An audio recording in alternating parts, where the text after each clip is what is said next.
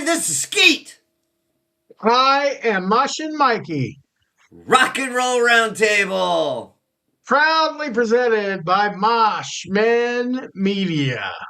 This week, Operation Mindcrime 3 review. Oh yeah, Mindcrime, 38 years to the day of the original release of Operation Mindcrime by then Queensryche. Jeff Tate decides to replicate that with part 3. And part 2's in the middle, 2006 or so. But we don't usually talk too much about Operation Mindcrime 2. It's just not, it wasn't what I hoped for when it came out way back then.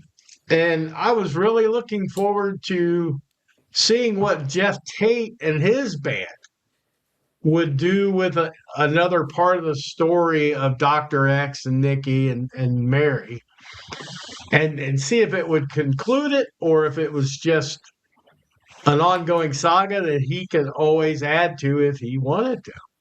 That was the big question for me, what the storyline's going to be.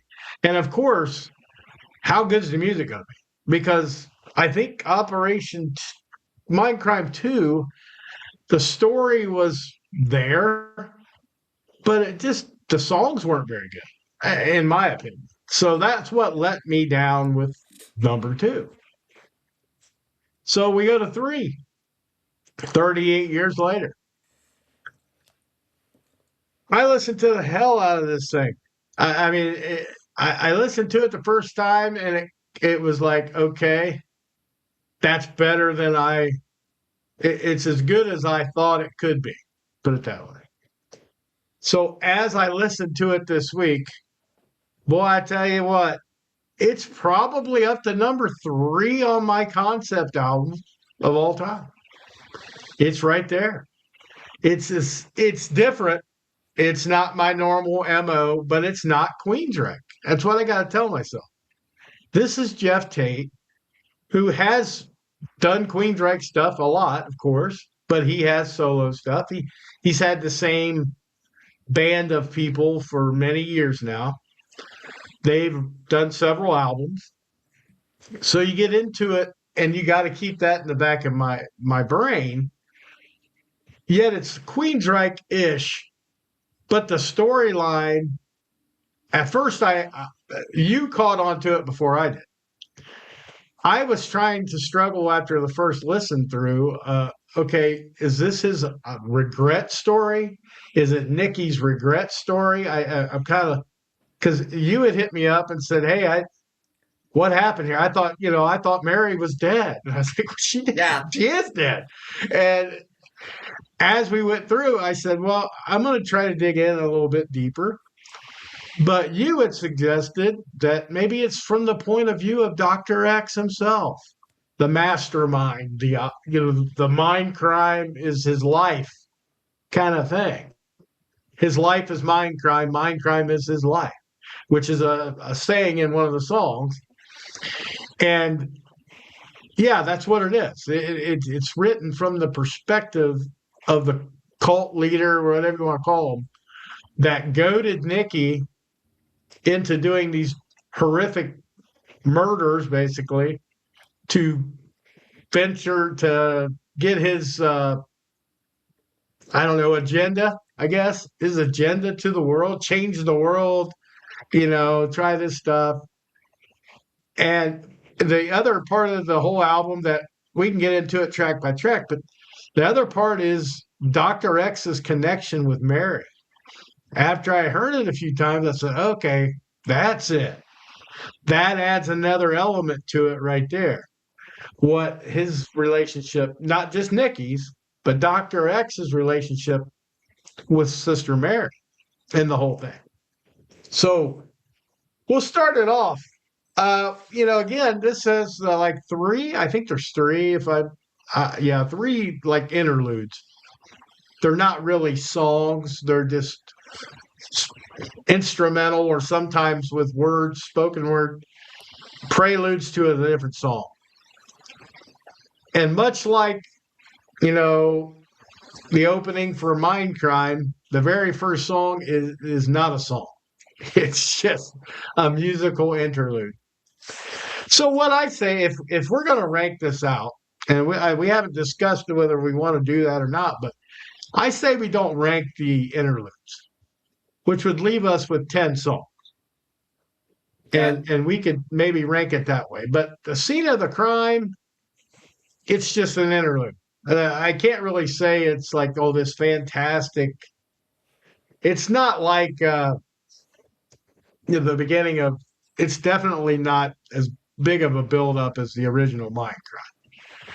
You know, but it serves its purpose. That's all I can say about scene of the crime.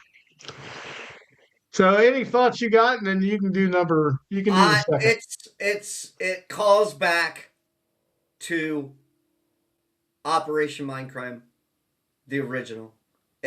So you got the call Yeah. back with the nurse and all that stuff. So Yes. it's set in the fucking scene, and it's just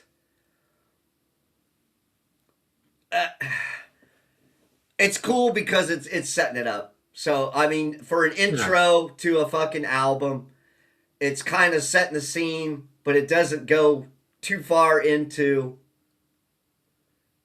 details. So that's what was Right. hard with the first listen to. So I listened to this thing about 3 times this week. Yeah. So it was the initial listen to it and kind of went, what the fuck is going on? Yeah. So Yeah. and like you said, we discussed this off camera a little bit and kind of okay. So once we kind of came to that conclusion and you did a little research and said, okay, yes, this is kind of what he was trying to go for, then I listened to it knowing that's what he was aiming for. So it really helped, at least with the story of what was going on, for me to understand the rest of the album. Yeah. Yeah. It did. It did. And after you know what, it's one of those deals where after you know what it's about, it's very easy to follow then because the first to listen through. I'm only trying to listen. I'm trying to listen to the songs, but I'm also trying to find the storyline. Yes. And it was all right. And I had my theory, like I said, until it gets to near the end, the last little interlude, and I'm like, what the hell are they talking about? That don't make any sense, and it blew my mind a minute. And then now that I know it was Doctor X's perspective, it's like, oh, okay, yeah, perfect sense Yeah, now. everything kind of meshed, and you were like, okay. Yeah, I think if you're somebody that's never heard Mindcrime one, if there's people living under rocks out there somewhere, if you've never heard that and go to listen to this, you'll be like, I don't hear I don't even understand what the concept is. Well, you wouldn't. You really wouldn't unless you listen to Mindcrime's original. It really don't have to. You don't even have to bother with two if you don't want to, because this kind of is just a different perspective of the same story in Mindcrime One. It really Yes. is, which I like that. I thought, yeah, they'll try to add a bunch of stuff to the end of two because two would not as listened to as you would think. So yeah, Before we go, well, no, before we go a step further, I tried to listen to Operation Mindcrime 2 again, yeah, and it's just I didn't even get the fucking storyline. yeah, it's a struggle. It was it's It is. and it's not that the songs were there were some cool songs in there, but it to me it didn't seem cohesive from the first one. Plus, the first one is it's a fucking masterpiece Yeah. from Queensryche. It's one of their best works ever. Oh yeah. So it's Absolutely. hard. It's very hard to follow up the way they did, and it was just a jumbled mess for me. And it's not that the qualities was bad or the songwriting was bad. It's just it was not as cohesive as the first one. or the Yeah. third one. Yeah. The third one's miles and miles ahead of two. At least And with the that, no, story. yeah. And Story, yeah. yeah, no disrespect to Queen Drake, but it's like, I think it's a good idea he did this on his own because he wanted to finish telling his story or at least tell a different side of the story. So, yeah, that's where we're at. And we go into the actual song now. And this one kind of, I thought this was a hell of a nice opener, punch in the gut kind of song with "You Know My Fucking Name," and yeah, it's kind of like the music was hot. It was hopping. It scared me a little bit. I will be honest. When it first came on, even the interlude into this song, it sounded weird. The keyboards, it almost sounded AI-ish, circus. Like a circus. It was over the top a little bit, but they died down real quick.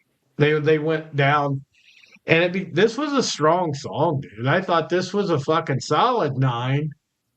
I really liked how it started. I thought it was okay, and then the lyrics were, um, they kind of built the story of who this guy was. And I was like, okay, yeah. So I'd give it a 9 if we're, you know, throwing that out there. Uh I I would I liked it. I wasn't gonna go as high as 9, but I really do. I really do like it. I mean I'd give it an 8.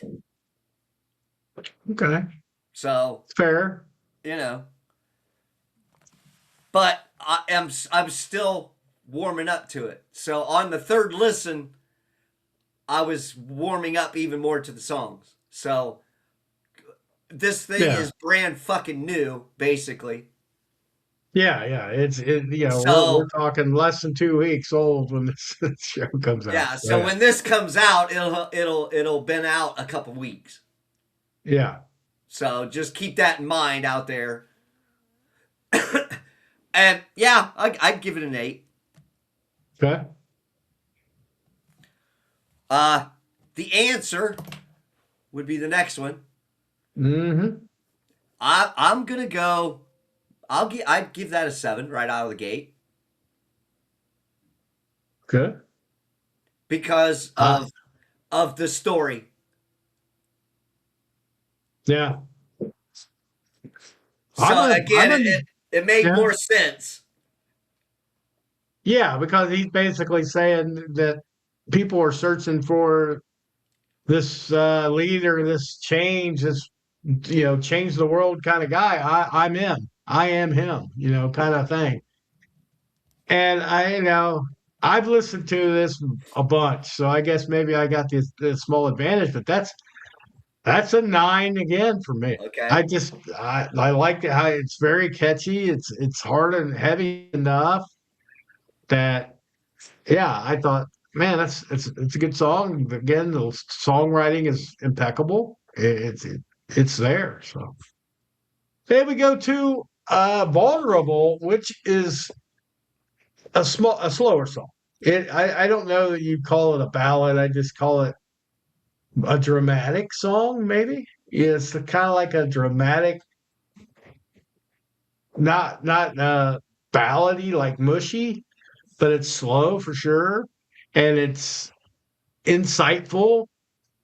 It's kind of it explains how he got to manipulate people. Why are you so vulnerable? He's stupid. It's kind of what he's saying. You're an idiot. And I just got you to do whatever I wanted to. It might get redundant, and maybe people will think I'm crazy, but that's another 9 for me. I just think it's the songwriting, the vocals added in with the fucking Tate's on top of shit again, and then all his background Singers. Tomas McCarthy's wife is on this a few times. she's knocking it out of the park. It's just like, yeah. So that's where I'm at. Another nine. Uh Vulnerable. I fucking like that one. I did a lot. I went 8 on that one. Okay. I did like that song. Something about it just hit it. Now Tate is not Tate is not 1988 Jeff Tate No, no, no, no. by a far shot, but Nope. his vocals were are decent in this album all the way through. So Yeah, I just for the age he that just he's at yeah. now and singing the way he does, is there some imperfections all through this? Yes, a little bit, but for the most part, he did a solid performance. So you know what Yeah. I'm saying? He was Yeah. solid pretty much through the whole thing. What I like about Jeff Tate is, unlike a lot of other singers that are his age in this age group, what I think I get with him the most is he knows where his limitations are, and he doesn't try to exceed his expectations. He sings a little differently. He just doesn't go for the outrageous high notes. But I think with the way the songs are laid out, he doesn't have to do that. It's just designed that way. I'm sure it's on purpose. But, we both know that we saw them last year, and I'm seeing them tomorrow. Yeah. When this comes out, it'll be the next day. But we saw him last year, and he still hit the high notes on "Take Hold of the Flame," and so he can do it. Just not every song like he was commanding to do back in the 80s and 90s. And some of these guys need to adapt their styles, like Jeff Tate had. And Vulnerable's a really like a melodic song, and that's where that's his bread and butter. It always kind of has been, but even more now that he's older and he can't go for them extreme crazy high, because there's very few guys that can do that in their 60s. Yeah. Michael Sweet is a freak of nature. He can still do it, but not everybody can do that stuff. So yeah, it as we go down through, he does get a little more intense in some songs, but not breaking glass on the Yeah. high end octaves. Yeah. Yeah. Okay, which takes us to "I'll Eat Your Heart Out." Yeah. Well, Mikey, there's your fucking 9 from me. I fucking like this Yeah. song too. I do. Oh yeah. It's fantastic. It's another nine and Mr. Redundant over here, but man, it's just the and again, the songwriting's out of the fucking world, man. I'm telling you. Because he's telling Mary that, you know, I'll eat your heart out before you can get away from me. You're in for the long haul. There's no going away. You can't escape me. You're going to do my bidding and you're going to do it, and you're going to not be able to escape anyway, because I will basically kill you first. Yeah, that's kind of the way I took it. I'll eat Yeah. your heart out. I'm savage, but that's what it is. So yeah, it's another nine for me. And you joined the nine party, so yeah, Yeah. that's a good one. Now we get to what I almost I don't really equivalate it to same, but it's very reminiscent of Sweet Sister Mary, but not near as dramatic or long or symphonic. But do you still believe? Man, the song lyrics in this one hit home, a lot. Yeah, I balanced this one between two numbers, but I'm going to stick with my dependable nine for this Uh-huh. one. I thought about 10, but it's just not Sweet Sister Mary. Sweet Sister Mary's a 10 all day, every day. This one was a reduced version of Sweet Sister Mary. It had the story again, like I said, just because, asking her basically if you still believe in God, Yeah. as you're being, dealt with, put it that way. So, and and she comes on there, Thomas McCarthy's wife. I hate that I forgot to write her name down. But she also chimes in with, no, I don't believe in anything, because look what kind of look what I'm at. Look where I'm at. I'm stuck. So yeah, it's just superb songwriting, excellent harmonies between the two of them. It's not Sweet Sister Mary, but it's knocking on the door. So that's it for me. Uh pretty strong song. I like the lyrics a lot. I like the back and forth, so that was cool. I gave it an 8. It's still Okay. very strong song. Uh So the Devil's Breath. I think this one was had some cool guitar stuff in it, if I remember correctly. yeah, like solo type stuff. Yeah, Yes. it was more elaborate solos than what they had done up to this point. Not so much the dual sound like Queen Drake does, but they have their own unique spin on it. But yeah, a lot of like the guitar player, and again, I should have wrote these people down. But there was a guitar player that worked super close with Jeff Tate on this, and they were like co-writing this stuff together. And this guy is probably classically trained, I would say, and he got to show off a little bit of that on different spots in the album. But this one was the first one where it was really okay. Yeah, this is how good I can play. And yeah, the tones in question. I know you had some questions about thin sounding and this and that. Uh, I thought it fit. I just think it fits the song, but the song itself wasn't my fanatical for me. I gave this one an 8. Okay. I It was still I good. I gave it a 7 because That's there fair. were stronger songs on it. So I just went ahead Yeah. and was like, well, it's cool, but uh It's almost the only one that's kind of almost forgetful for me.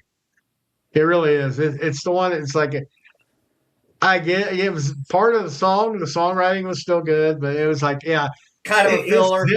it dipped down a little bit. Yeah, it Yeah. dipped down. Every concept album's got a filler of some sort. I mean, even Mindcrime One had a song that was just lower than the rest, but this one, yeah, this is for this album. That's it. And then Ascension again. It's basically a prelude. Yeah, it just goes to the next one. Set You Free. And Set You Free is again the songwriting. It just lays it out there for you that he's offering, Nikki and Mary and this stuff. He's offering them the world basically to do these ridiculous things for him to change the world, his mission, and all this stuff. The song, I thought this was a really, really tight song. Almost again, it climbed to almost ranks, but I'm setting back on my 9 for this one too. 9. Just, yeah, just Okay. it's just a solid, solid song, man. Uh I gotta go 7. Oh yeah, that's a lower than I thought. Well, it's again, I'm trying to fucking warm up to this album. So Yeah, every I time listened. I hear it over and over, it's I'm picking things out that I didn't hear the first time or didn't hear the second time and go, okay, well that was Yeah, cool. So I'm starting to cherry pick. So as of right now, it's 7 to me is good. yeah, it's still good. I mean, it's still good. I think I got about I don't know a dozen plays on more than you do right now. So I've listened to it every day since it came out. Yeah. Sometimes twice, 3 times. Wow. It's just Okay. I just keep it on my playlist, whatever I'm doing around the house. Headphones, it's just been on that for a while. Okay. So because I really wanted to have it ingrained in my head, especially with the show coming to see if they're going to do any off of that album. And I've heard from different shows they've been up to. They've done The Answer, and they've done a couple other songs off of 3 after they do the whole, Mind Crime in its entirety. So that will be cool to see if they pull out more than a couple Yeah. down there. So yeah, pretty cool. Uh Dissension, wasn't that another? Yeah, I guess there's 4 total. I guess is close So enough. that one's got to get skipped because it's preludes, interludes, a piece that Yeah, links something.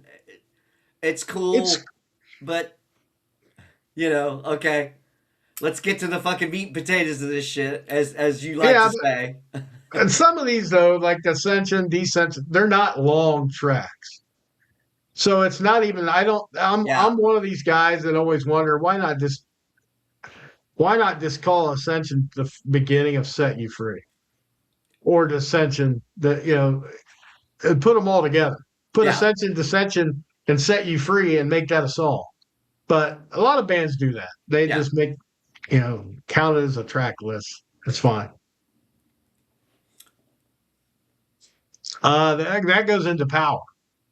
Power is a single. Power was the one that came out first, and Power was another one of those that scared me a little bit because when I first heard it, when it first came out like a month ago, they released it a month ahead of time.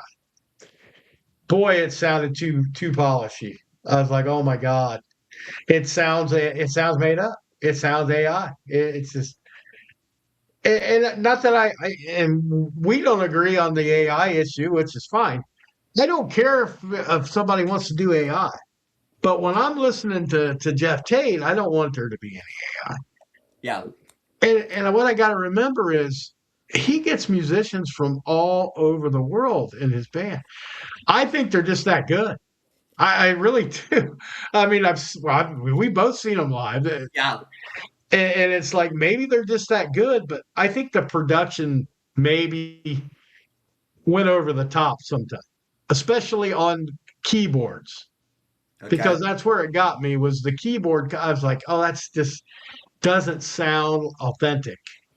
But then the song kicks in, and I mean, it's solid, but it's just not one I really, really enjoyed that much.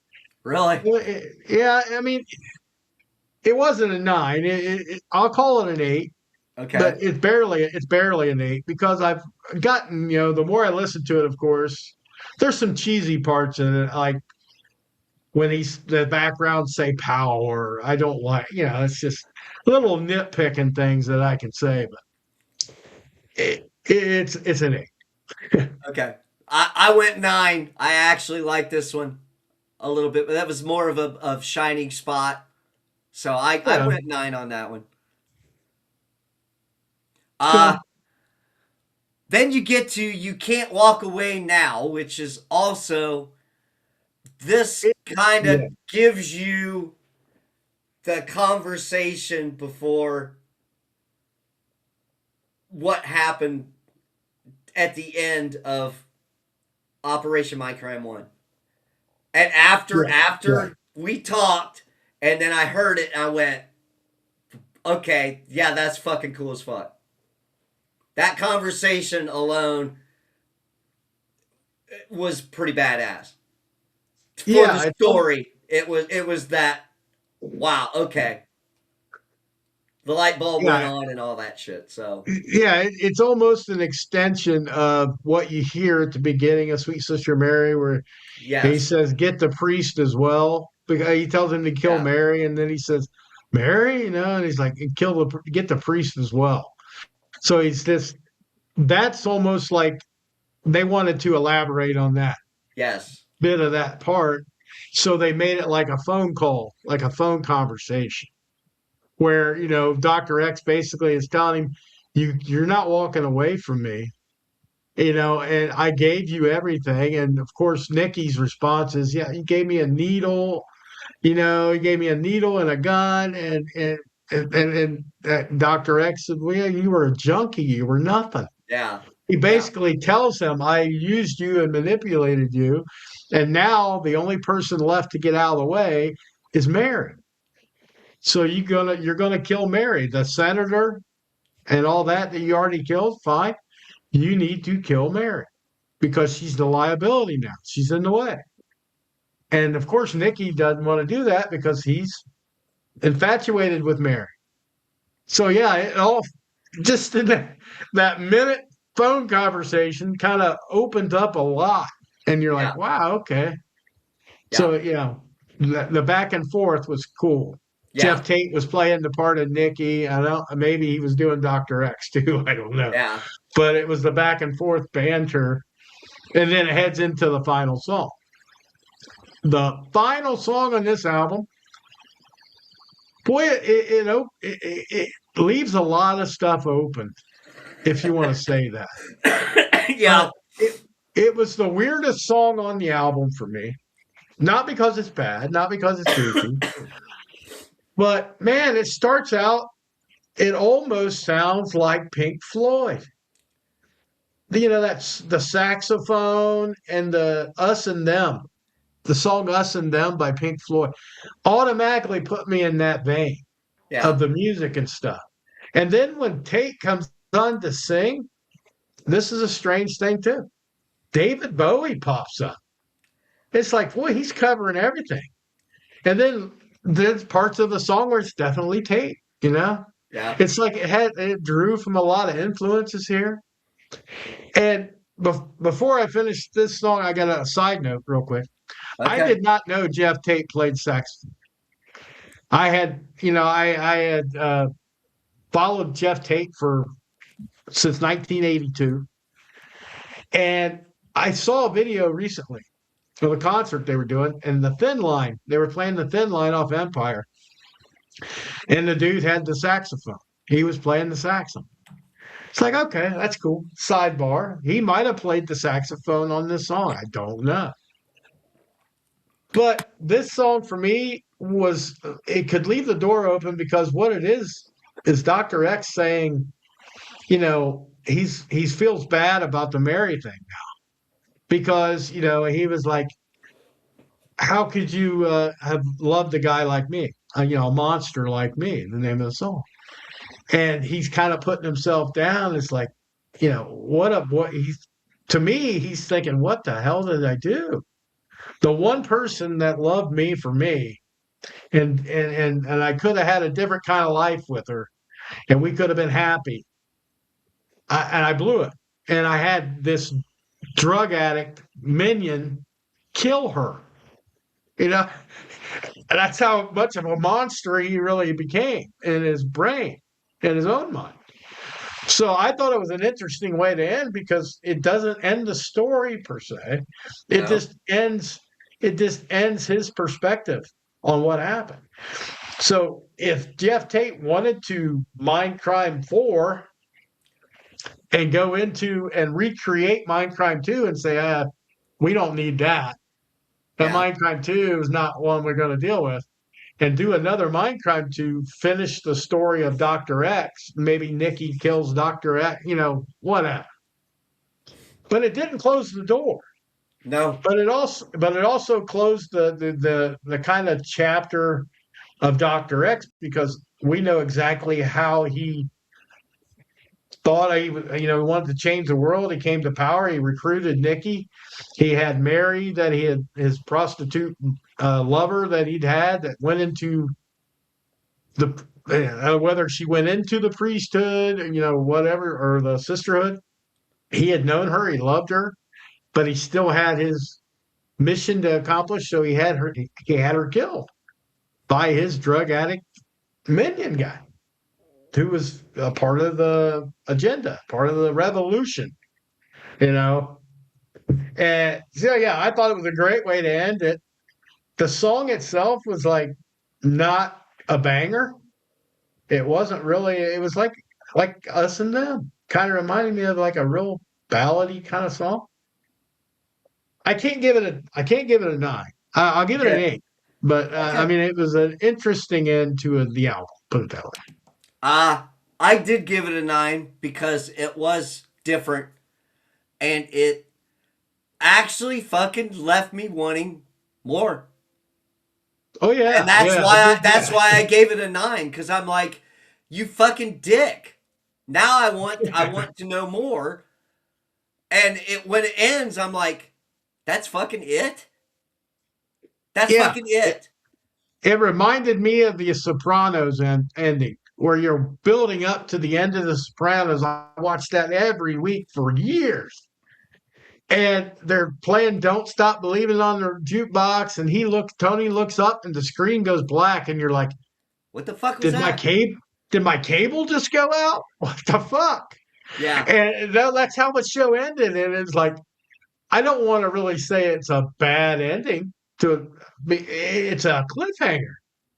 It's like, are you Yes. gonna make you better make a Mind Crime 4 or at least another album, call it, the something with Dr. X and Nikki having it out some way.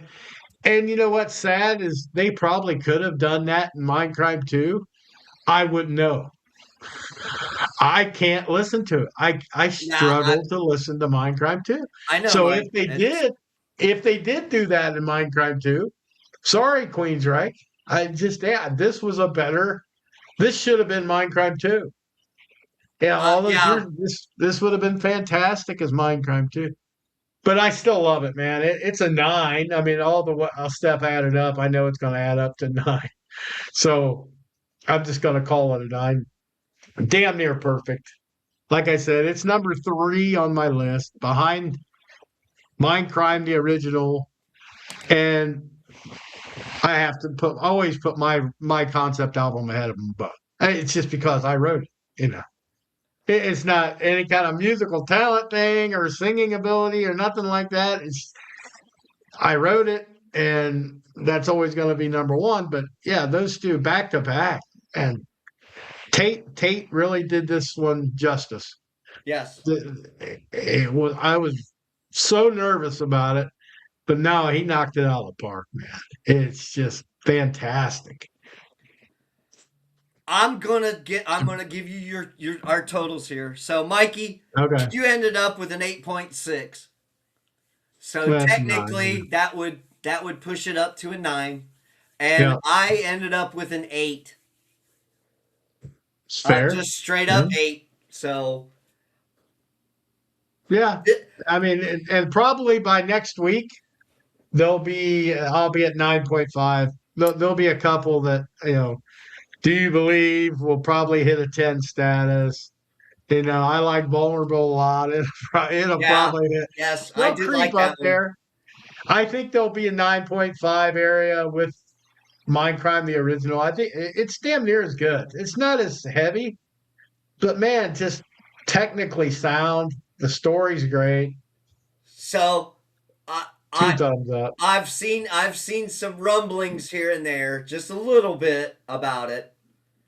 So I'm just saying right now from the Moshmen that this is an album you need to listen to multiple times to warm up to it. So your first Yeah. reaction is going to probably be very negative at first because of getting used to what he's doing with this album. So to all anybody who does actually listen to the show, if you loved the first Mind Crime and was disappointed by the second one, the third one, give it time to brew and listen to it multiple times, kind of like you did back in the day when you used to listen to Yeah. an album over and over. And I think you will be pleased overall as you warm up to it. I predict that's Well, how you're going to feel. It's going to take a I little did, bit to get into it, but once you do, I think you'll be pleased with it. I had to do that with Minecraft.